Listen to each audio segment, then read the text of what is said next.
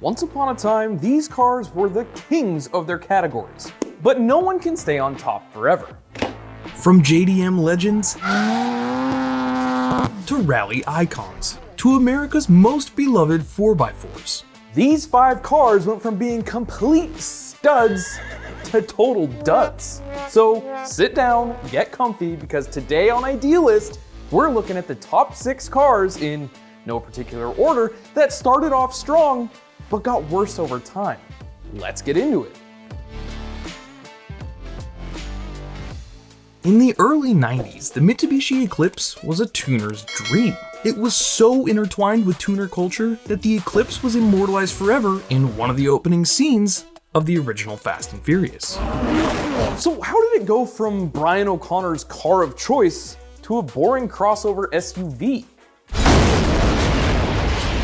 Launched in 1989, the Mitsubishi Eclipse was a reasonably priced 4-cylinder sporty coupe. It came in both front-wheel drive and all-wheel drive trims. The 2-liter turbocharged all-wheel drive GSX model, powered by the now legendary Mitsubishi 4G63, immediately impressed.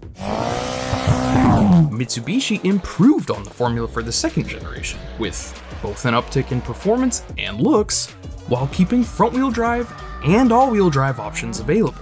The 4G63 developed a cult following. See, it had huge tuning potential, making it relatively easy and inexpensive to basically double the horsepower. We'll do a launch control on that engine really soon, so stay tuned. The all-wheel drive model was coveted because it ensured that you'd still have great control and handling even as you added power. Some even called it the poor man's Evo. All this solidified the Eclipse as a tuner legend. But when the third generation Eclipse axed the all-wheel drive option in 1999, it deflated the tuner reputation Mitsubishi had built up for the past decade. At least the updated body style was still cool enough to get a feature in another Fast and Furious movie though. Without an all-wheel drive version of the Eclipse, interest waned. Mitsubishi beefed up the 4th generation Eclipse with a naturally aspirated V6, but the time of the Eclipse as a street legend had passed. The final Eclipse rolled off the assembly line in 2011.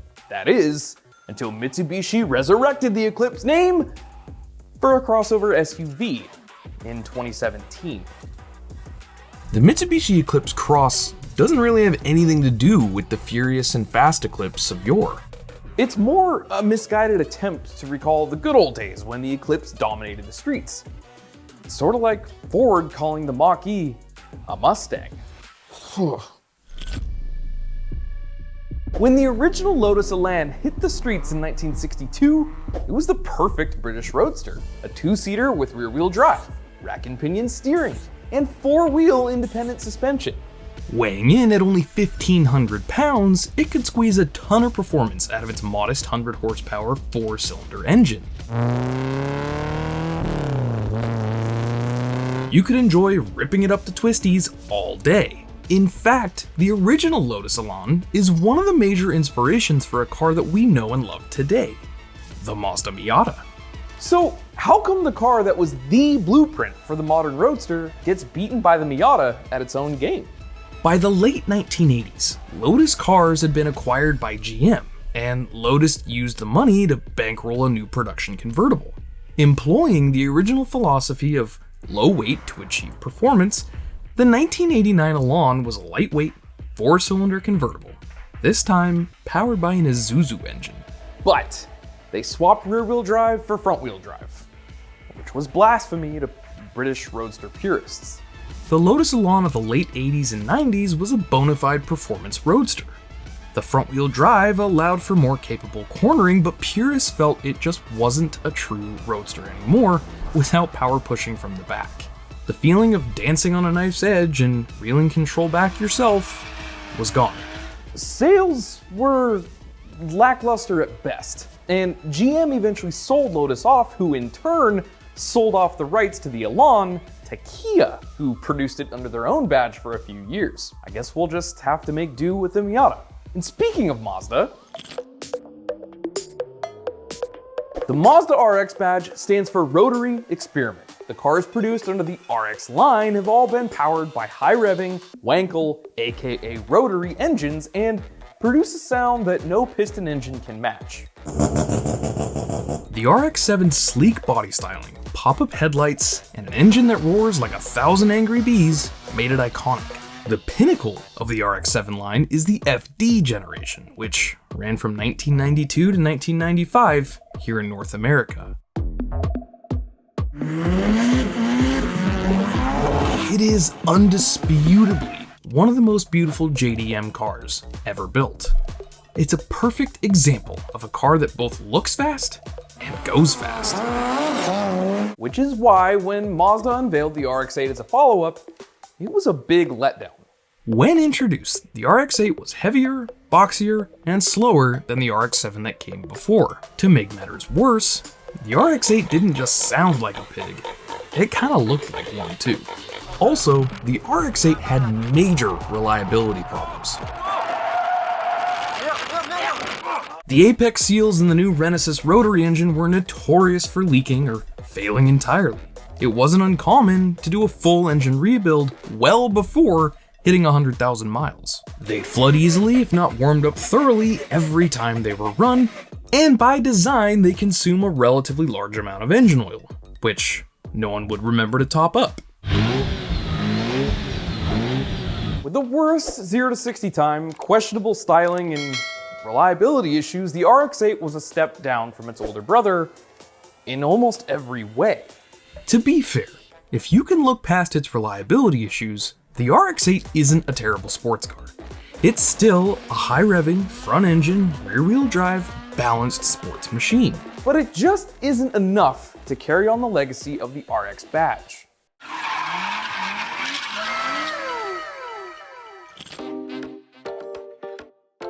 When the Subaru WRX was in its heyday, it could go toe-to-toe with an NSX.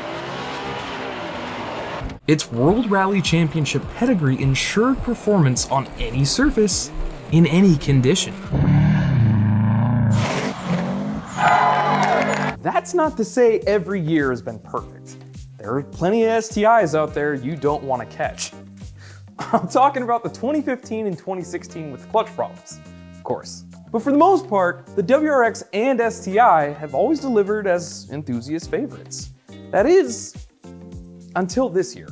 The 2022 WRX has gotten a lot of criticism since its launch, and a lot of it is justified. It's only crept up 3 horsepower over the previous model. The body styling is decidedly less sporty, and reviewers are calling the 2022 WRX steering and handling loose, numb, and too grown up for its own good. It's even rumored that Subaru took down the video of the 2022 WRX launch because the overwhelming amount of thumbs downs it was getting on YouTube, although it has since been re-uploaded. Sure, on paper the WRX and WRX STI still make good numbers, and on the road they're still plenty capable, but it's no longer the beast it once was. With the sun setting on the internal combustion WRX, surely the Crown Prince of Rally deserves better than this as a goodbye. To make matters worse, with the official launch of the GR Corolla just around the corner, the newest WRX looks like an even worse option by comparison. Subaru has really dropped the ball this year. Maybe it's for the best Subaru's putting the STI to bed. Good night, sweet prince. The roots of the Chevy Blazer are as blue-collar as it gets. When it was first released as the K5 Blazer in 1969, it wasn't much more than a modified pickup truck. It was simple, rugged, and could go anywhere. For decades, it was a go-to 4x4 for ranchers, contractors, campers, scrappers, haulers, off-roaders, and Brad's ex-girlfriend. It's an off-roader original that gave way to other GMC and Chevy icons like the Jimmy, the Tahoe, the Yukon, and of course, the Trailblazer. And now, as of its relaunch in 2019, it's, you guessed it, a mid-size crossover SUV. And even as an SUV, it definitely looks more comfortable on city streets than off the beaten path. In fact, you can ditch four-wheel drive entirely with the front-wheel drive option, though there is an all-wheel drive option as well. It's a little played out to complain about another boring mid-sized crossover SUV. It's what people are buying, so that's what car companies are gonna make. And to be fair, at least the Blazer RS is getting glowing reviews for its performance on the road. But it's at the expense of its off-road capabilities. The newest Blazer will technically go off-road, but it doesn't have the old rugged, go anywhere, haul anything mindset of the original, and pales in comparison to its peers like the 4Runner, the Passport, and the recently revived Bronco. It's no wonder why it's absent from Motor Trend, Road and Track, and Car and Driver's best off-road trucks and SUVs list for 2022. Now, the Integra of the 90s was special. So very special. So very special. Special enough, we already made a whole video about it. Check it out up here. The original Honda Integra, or Acura Integra as it was badged in the States, is a legend, especially the GSR and Type R of the third generation. It was a 200 horsepower, 2,600 pound front-wheel drive coupe that handled like a dream. In fact, it just might be the best handling front-wheel drive car ever, rivaled only by Honda's other front-wheel drive monsters, newer Civic Type Rs. The original red badged Integra represented the very best of Honda's engineering and design. It was unleashed on the world at a cost of only 20 grand, making it half the price of some of the other JDM rivals, and turning it into one of the most accessible enthusiast cars of a generation. So, when Honda announced the Integra would be returning this year, the hype was huge. We were all wondering, could Honda recreate the magic and usher in a new era of JDM glory? The answer is no. Just no. Despite all the hype and the hope, the Integra was resurrected as essentially a rebadged Civic Si.